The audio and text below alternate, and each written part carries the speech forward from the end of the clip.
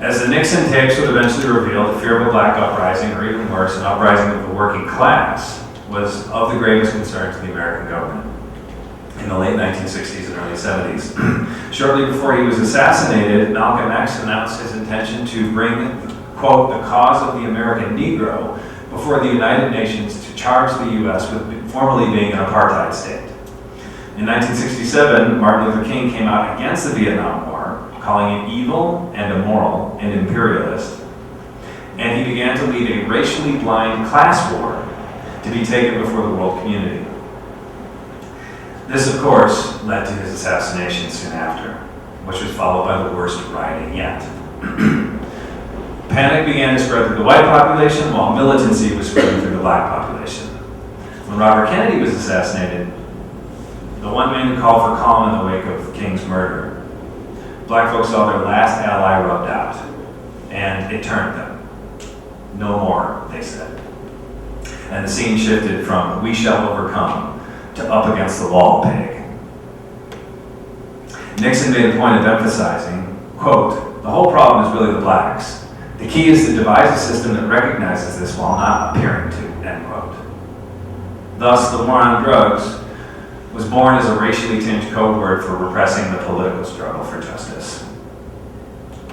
Nixon also believed the drugs were a Trojan horse for communist subversion. He said, quote, "You see, homosexuality, dope, immorality in general, these are the enemies of strong societies. That's why the communists and the left-wingers are pushing the stuff. They're trying to destroy us." Nixon believed that all of the, quote, radical anti-war demonstrators that were picketing in front of the White House were all on drugs. But physically attacking middle-class white youth was a big no-no after Chicago 68 and Kent State. The drug angle was concocted to have a legal pretext in which to attack the protest movement. Politically, what was going on in America was a process of the middle and the low beginning to come together and see common purpose. And in America, that meant black and white were beginning to come together. The only thing that the American ruling class feared more than black uprising was an uprising of everyone who had less than them, which at the time was about 80%. Today, it's 98%. 98% of us live below those who own everything in this country. It became necessary to redivide black and white and keep them divided. The methods they would turn to was good old-fashioned fear and racism. The tools they used were jobs, drugs, and crime. Beginning in the 1970s, the media and government officials began linking crime to the black community in a way that it had never been linked before in the public consciousness. When jobs began to disappear in the black community, as Christian Parenti argues, the social order that organized many facets of their everyday life began to break down too. One of the examples of this breakdown was the disappearance of social order that is created by work, which is another form of social control because it occupies our time, our structures our lives, and channels our passions. Of great concern was a whole generation of hungry young black men hanging around with no jobs, with nothing to do. Under these circumstances, revolutionary politics find healthy breeding grounds. So this is what happened all throughout the 70s and into the early 80s. Capitalism needs the poor and creates poverty, Parenti continues, intentionally through policy and organically through crisis.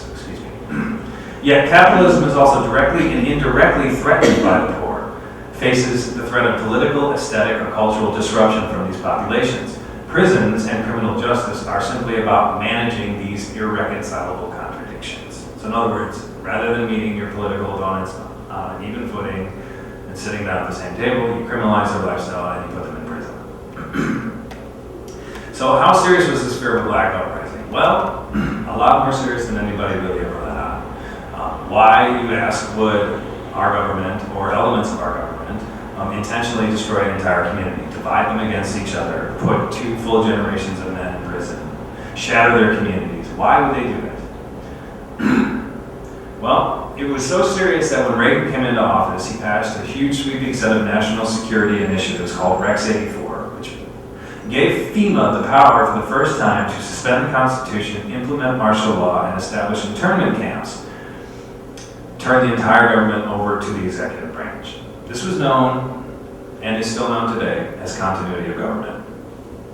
Under the then director, Louis Giuffrida, FEMA developed a plan to counter, quote, a national uprising by black militants, end quote, by providing for the detention of, quote, at least 21 million African Americans, which was at the time the rough population count of all black people in American society, relocated to assembly centers and relocation camps across the country. This was reported by the Miami Herald on July 5, 1987. A similar plan had been developed for what was expected to be massive social unrest as Reagan considered invading Nicaragua with the United States military. We have to remember that the Vietnam War had ended only 7 years earlier when all of this went down. First, we must admire how clever and insidious the drug trade, specifically crack cocaine, really is. The drug trade enters as a replacement economy for the loss of real employment. It eats up the same amount of time and energy and passion as a real job does, but with the added promise of a kind of Horatio Alger rise to power and riches. To this and to the government, this is much preferable than having a surplus workforce organized politically. Also, often overlooked to the public, but certainly not to the investor class, is that engaging in the drug trade, even though it is illegal, turns otherwise unemployed drains on the economy into cash money consumers. It circulates money where there wouldn't be economic activity otherwise. And it definitely does plenty to reinforce the competitive nature of me-first market capitalism.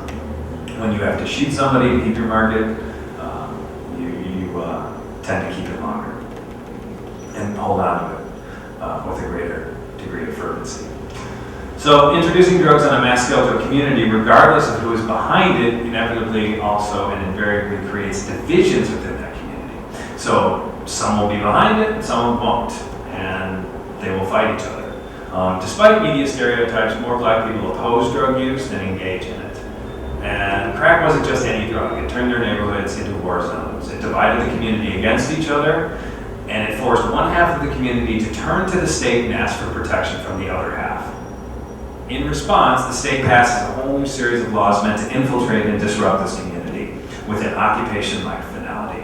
It's a brilliant strategy. You essentially beg your enemy to save you from yourself. Then to maintain the division between white and black, politicians and the media hammer the mantra that things are changing for the worse because crime is rampant and black people are the perpetrators of this crime.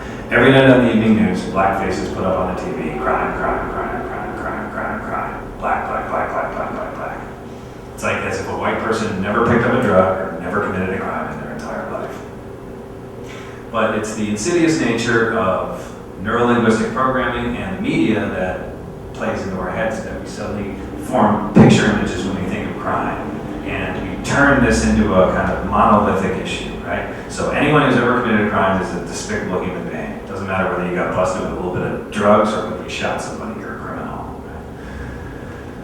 So by injecting crime into the agenda, as political scientist Vessel LeMay Weaver, who's also a civil rights advocate, wrote, a civil rights and an economic clash issue becomes a seemingly race-neutral concern over